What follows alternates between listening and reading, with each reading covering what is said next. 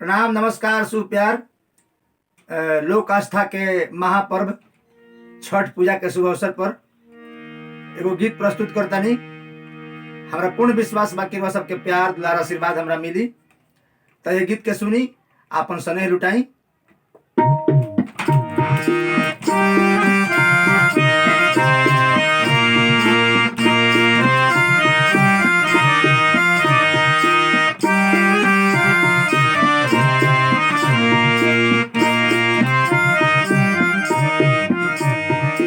बेटा बिना रोवेली तिवैया, धैली आचारा के कोर, धैली आचारा के कोर।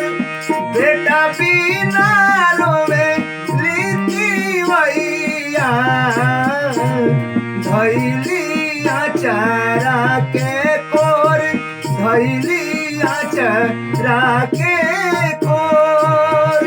होली ना छठी मैया होई ना सहैया, गिरे अखिया से लोर, गिरे अखिया से लोर।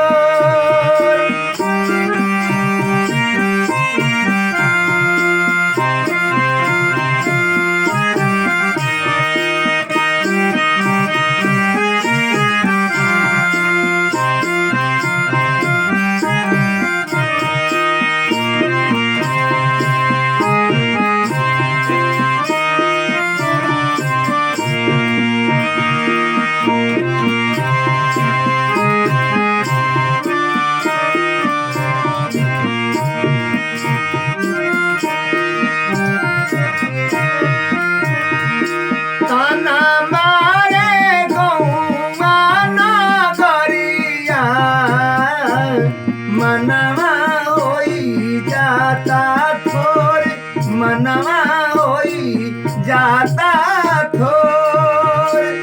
ताना मारे गौआ नगरिया, मनवा होई जाता थोर, मनवा होई जाता थोर।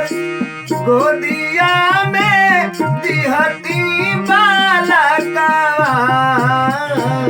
घरवा होई ते जोर, घरवा होई ते जोर। गोदिया में दिहती बालकवा, घरवा होई ते जोर, घरवा होई ते जोर।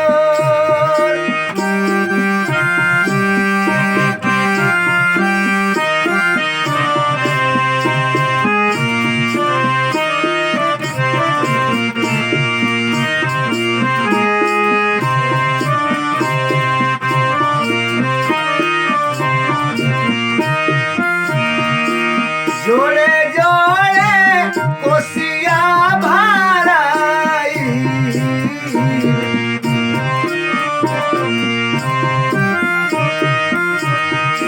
जोड़े जोड़े कोसिया भराई।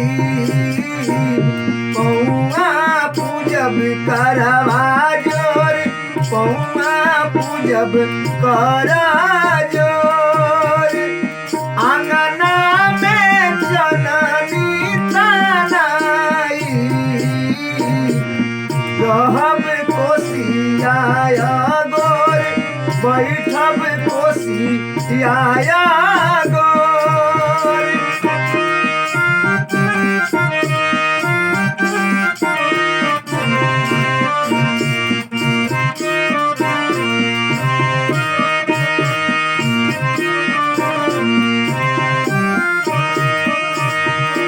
आंगना में जननी तनाई, बैठब कोसिया गोर, बैठब कोसिया गोर। सारा मनोज के बोला